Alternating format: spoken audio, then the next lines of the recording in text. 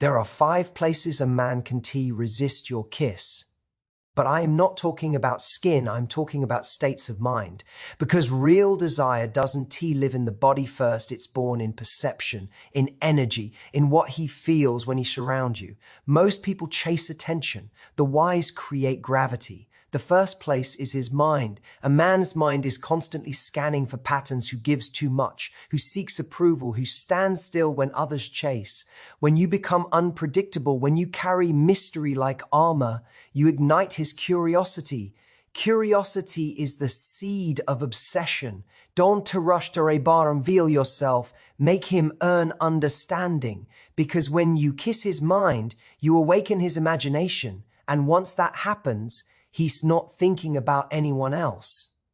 The second place is his ego. Every man's ego is both armor and weakness. Flattery feeds it, but authenticity pierces it. The moment you stop trying to impress, you start to influence. When your presence doesn't beg for validation, he feels a strange tension, admiration mixed with uncertainty. That attraction in its purest form. You kiss his ego not by inflating it, but by making him question it. The one who makes him reflect, Beko NB mes unforgettable. The third place is his emotions. Men aren't trained to sit with their emotions. Society teaches suppression, not sensitivity. But when a woman stands calm in her emotional truth, not manipulative, not reactive, she becomes the mirror he didn't know he needed. You are not demanding and then knowing he feels something you were inviting him to. When he senses safety in your presence, he lets go of his armor. That, when the connection deepens, when he feels free, not judged. You kiss his emotions when you show him that strength and softness can coexist. The fourth place is his purpose. A man's purpose is sacred to him. The woman who respects it rather than competes with it becomes magnetic, not because she follows, but because she understands. She doesn't distract him from his mission, she reminds him why it matters. When your energy doesn't drain his focus but fuels it, he ties your essence to progress. That's a bond far deeper than attraction, it's alignment. Kiss his purpose, and he'll associate your energy with his highest potential. The fifth place is his silence. Most people fear silence. They rush to fill it with noise, validation, reassurance. But the silence between TW and NCO people is the most intimate space that exists.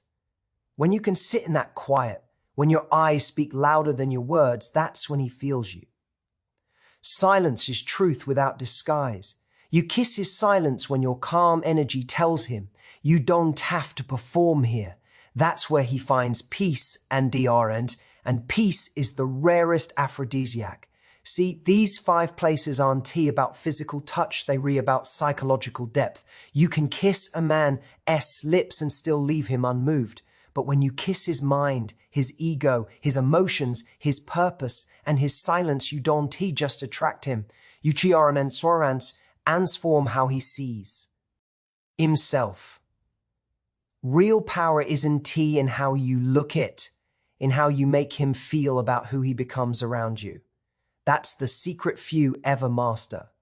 When your energy radiates self-respect, your detachment becomes desire, because nothing is more magnetic than someone who could have every NBR thing and still chooses peace. Every interaction either feeds your worth or drains it. If you chase, you weaken the current. If you stay centered, the world bends quietly toward you. So control your presence like an art form. Don't chase reaction, command attention through stillness. A woman who you understands this. Doesn't compete for space, she creates it. She doesn't demand love, she inspires it. Because when you operate from strength, your silence becomes louder than any confession. The man who feels your value doesn't need to be convinced he's already conquered by what he can explain. That is the point you don't teach attraction through logic. You evoke it through energy. The more disciplined your emotions, the stronger your gravity. The calmer your presence, the louder your influence. So, the next time you think about where a man can resist your kiss, remember, it's not and his lips. It is his mind, his ego, his emotions, his purpose, his silence. Those are the 5 places where true power lives. And once you touch those, he'll never see another the same way again. Because real seduction isn't about making him want you, it's about becoming the kind of woman who can be already forgotten. Attraction is not about the act, it's about the meaning behind it. Because the truth is, no gesture, no touch, no word carries power on its own. What gives it power is the intention, the authenticity, and the energy that lives beneath it. We live in a world obsessed with surface, with how to look, what to say, how to play the game. But attraction isn't a performance. It's a reflection of depth. What pulls people toward you isn't what you do. It's who you are while doing it. Every act becomes empty when it's driven by fear. When you reach out because you're afraid to lose, that's not love, it's desperation disguised as care. When you compliment to be liked, your words lose truth. When you give just to be seen, your gift becomes manipulation. Attraction dies in that energy because it senses the motive behind the movement. True attraction is never forced, it's earned through alignment between your words, your emotions, and your intentions. A confident person understands this deeply. They know that meaning creates magnetism. You don't attract by trying harder, you attract by being clearer. When your actions carry conviction, when your presence carries calm, others feel you without explanation. Meaning gives weight to your silence, to your gaze, to your smallest gestures. It's the quiet certainty that says, I don't need to perform because I already know my worth. Think about it, anyone can smile, touch, or flatter. But only few can make those simple moments unforgettable. Why? Because their energy is anchored. Their motives are pure. They act not to impress, but to express truth. A hug that comes from honesty can heal more than 1,000 compliments born from insecurity. A simple glance, when charged with authenticity, can be louder than any rehearsed line. Meaning transforms the ordinary into the magnetic. But here's where most people fail. They chase tactics, not transformation. They look for tricks to appear confident instead of becoming confident. They memorize lines instead of embodying presence. They think attraction is about external moves when it's always been about internal mastery. You cannot create deep connection through shallow intentions. Meaning doesn't live in what you say, it lives in why you say it. When your actions are rooted in purpose, you no longer need to demand attention. It arrives naturally. Because people are GRANWNWN to energy that feels grounded, not needy. They sense when you are not trying to take from them, but to share something real. That's the secret to lasting influence, integrity in motion. Every move you make should align with what you truly feel. When action and authenticity merge, attraction mes effortless, even in silence. Meaning speaks. The way you listen, the way you pause, the way you choose not to react, it all communicates value. Control of energy is the highest form of confidence. When you stop chasing reactions, start embodying intention, your presence commands respect. People will remember how you made them feel long after they forget what you did, because emotion anchored in truth leaves a mark deeper than any act. Attraction, then, is not a trick, it's truth revealed through behavior. It's the subtle alignment of your inner and outer world. You can fake it, because NCRSC energy doesn't lie. The more you chase approval, the more you lose power. But when you act from strength, from inner meaning, your smallest gestures become powerful statements. A glance becomes connection. A word becomes transformation. Every act should carry purpose. If you speak, let it uplift Barnen. If you touch, let it reassure. If you stay silent, let it speak of peace, not indifference. Because every move is communication. And when it's backed by clarity, others will feel something they can explain but can ignore. Meaning is the soul of attraction. It's the invisible force that turns a moment into a memory. Without it, even beauty fades. With it, even simplicity becomes unforgettable. The act itself may fade, but the energy behind it, the truth of it, stays imprinted in the heart. So stop asking, What should I do to attract? Start asking, why am I doing it? When your WHNTI is clean, your actions speak with purity and power. You no longer seek to impress, you express who you are. That S, when attraction stops being a chase and becomes a natural consequence of your authenticity. Remember this, attraction without meaning is noise. Meaning without need is magnetism. Do IPANT, chase attention, command presence through intention. Beck. Ours at the end of the day, it's not what you do that captivates someone's soul. It's the meaning behind it that makes them stay. A man's desire deepens where his ego feels disarmed, not flattered. Because flattery may stroke the surface, but truth pierces the soul. Anyone can make a man feel admired, but very few can make him feel seen. Flattery feeds the mask he wears. Understanding, however, reaches the man behind it. And that's where real connection begins, not in the noise of praise, but in the silence of recognition. Most women enter on and try to attract by elevating a man's ego. They compliment, they chase, they prove their worth. But what they don't realize is that a man's ego is a shield. It's built to protect his insecurities, to hide the parts of himself he's not ready to face. When you feed that shield, you strengthen his AR and bar more.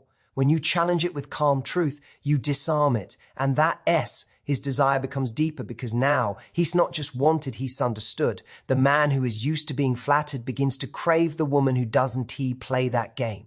The one who listens more than she reacts. The one she owes attention is not for sale. The one who can look at him, not with blind admiration, but with awareness. Awareness of his flaws, his contradictions, and his potential, and who still remains composed in their presence. That composure is magnetic because it communicates one thing. You can be yed by his charm, and you can be controlled by his approval.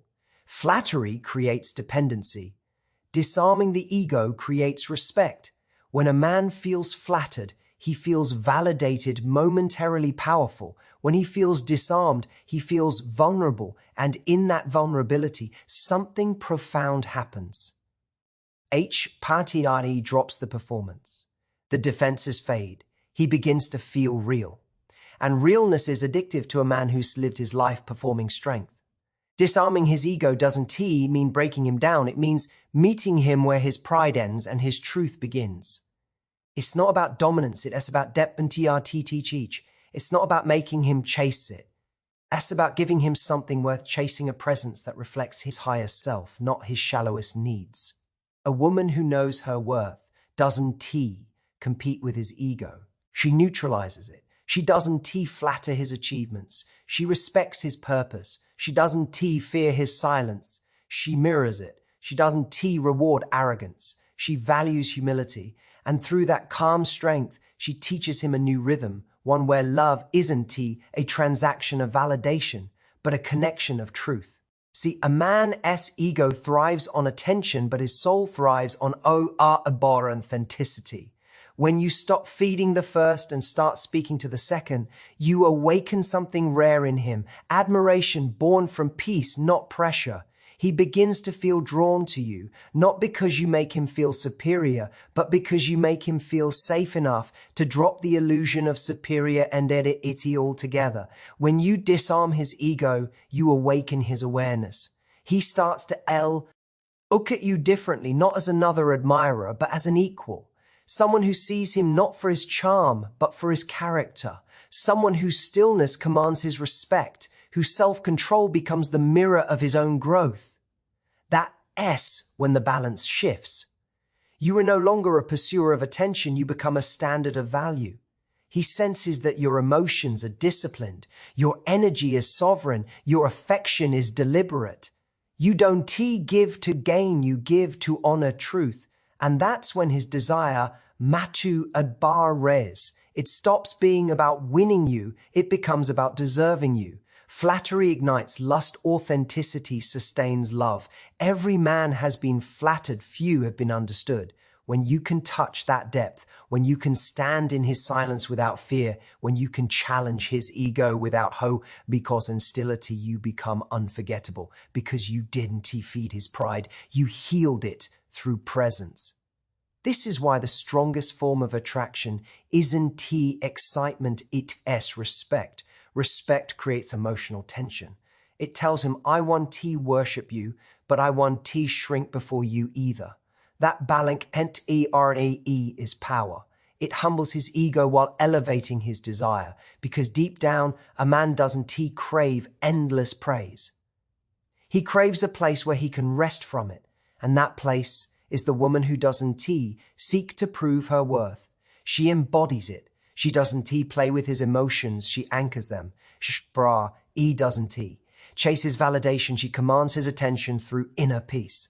So remember this, you don't attract by inflating a man's ego. You attract by disarming it. Because when his ego falls, his truth rises. And in that moment, you stop being another admirer, you become his mirror. The one who makes him confront himself. The one he can forget. Because you didn't just make him feel wanted, you made him feel real.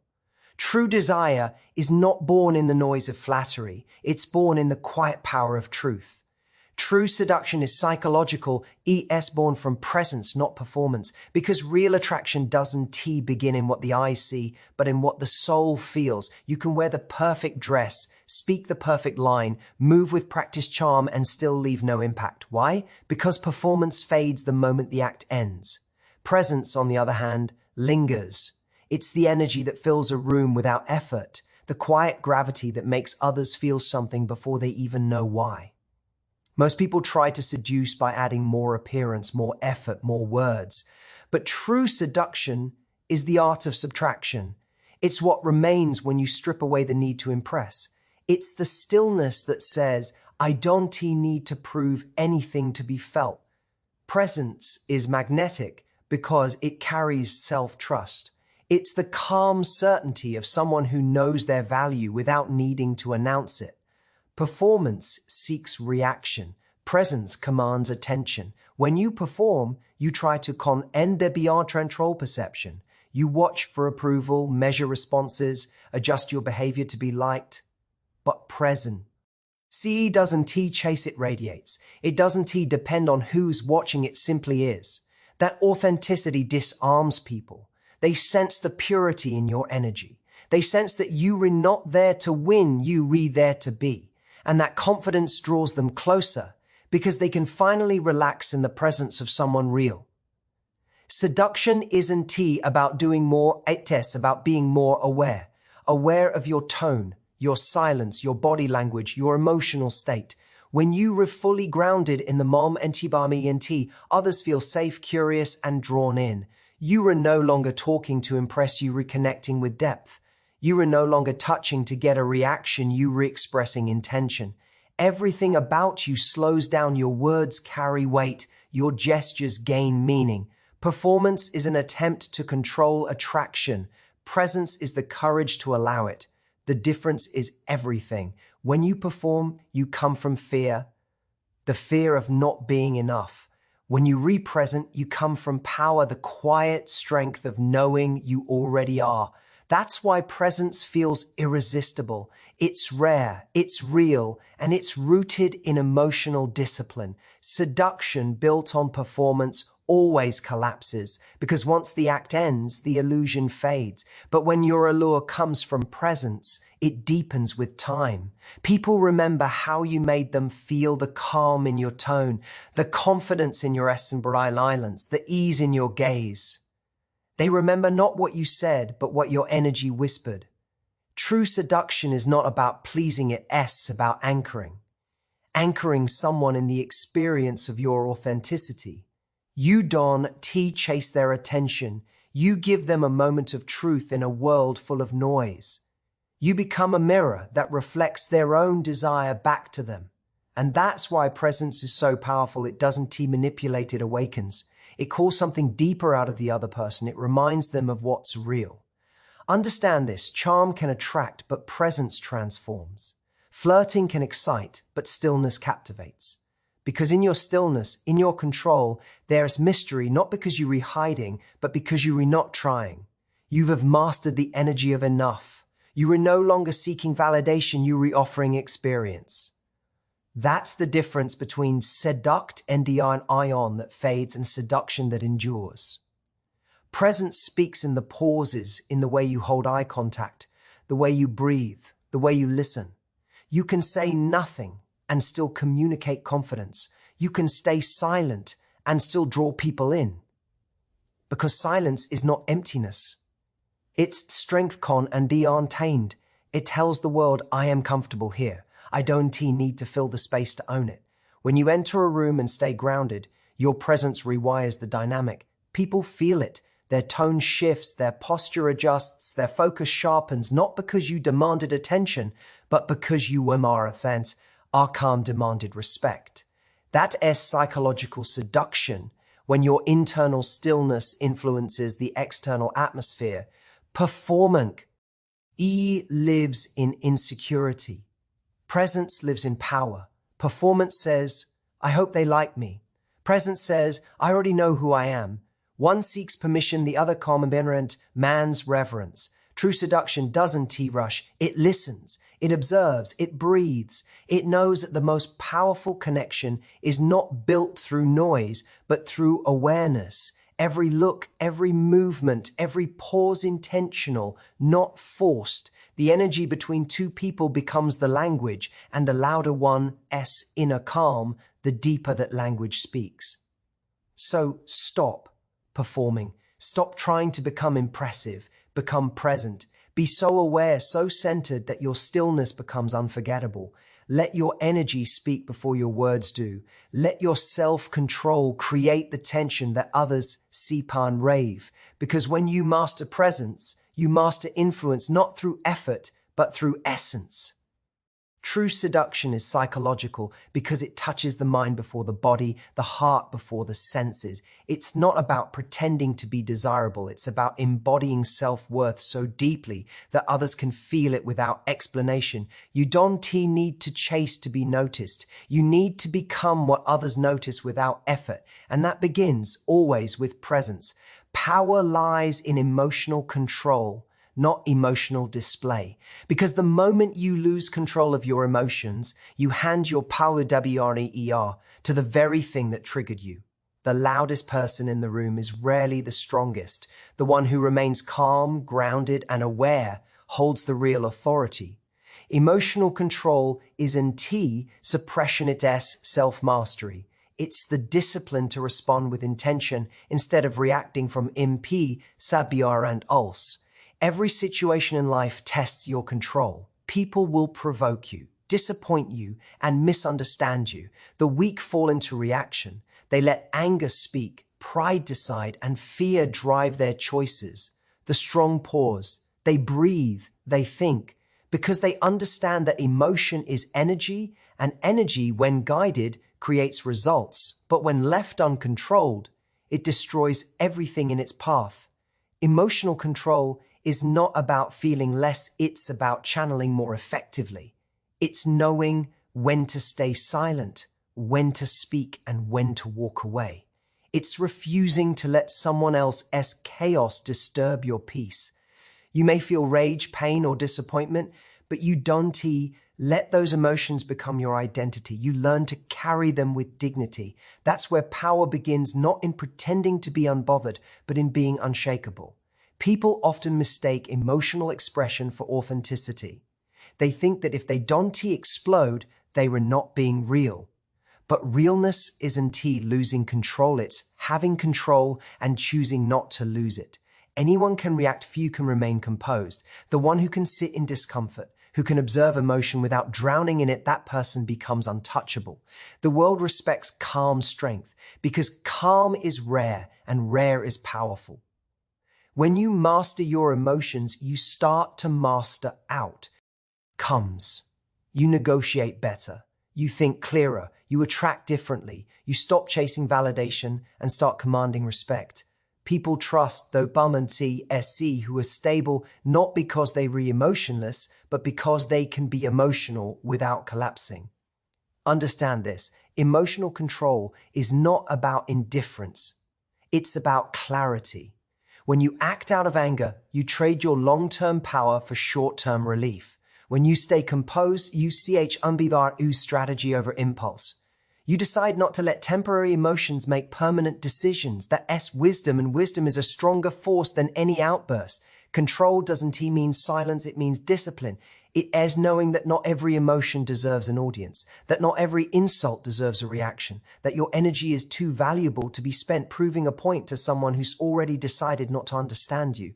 Sometimes the most powerful response is no response, because silence can communicate boundaries louder than words ever could. The emotionally controlled person is feared and respected, not because they recalled, but because they are unpredictable in the best way. You can manipulate someone who controls their emotional state. You can guilt trip them. You can bait them into weakness. They hold their peace like armor, and that unsettles those who feed on reaction. When you master your emotions, you stop being a puppet to circumstance. No one can steal your power because your reactions no longer belong to them. You decide what deserves your attention and what does not. You move with intention instead of urgency. You learn that calmness under pressure is not Lou and to be on the CKS training, and that training is built moment by moment.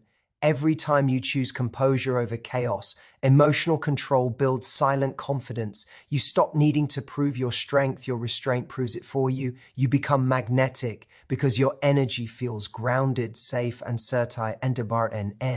In relationships, people trust your presence. In conflict, people respect your patience. In leadership, people follow your steadiness. Because control inspires more loyalty than emotion ever will. The truth is, emotion isn't the enemy. Lack of control is. Your emotions are signals, not commands. Anger tells you where your boundaries were crossed. Fear shows you where growth is needed. Sadness reminds you of what matters, but none of them should dictate your behavior. When you can observe them without obeying them, you gain mastery. True power is quiet. It's not found in shouting your pain, but in managing it. It's not in proving your worth through argument, but in standing firm in your values. It's in the strength to remain still when everything tries to pull you off balance. Because in that stillness, people feel something unspoken. They feel presence. The kind that says, I am not oved by chaos. I am defined by control. That presence commands rooms, shapes outcomes, and earns respect that performance never can. So the next time someone evokes you, pause. The next time emotion rises, breathe. The next time you feel the urge to prove yourself, remember, calm is the highest form of power. Power doesn't need to shout. It needs only to stand. And when you stand in emotional control, you stand untouchable.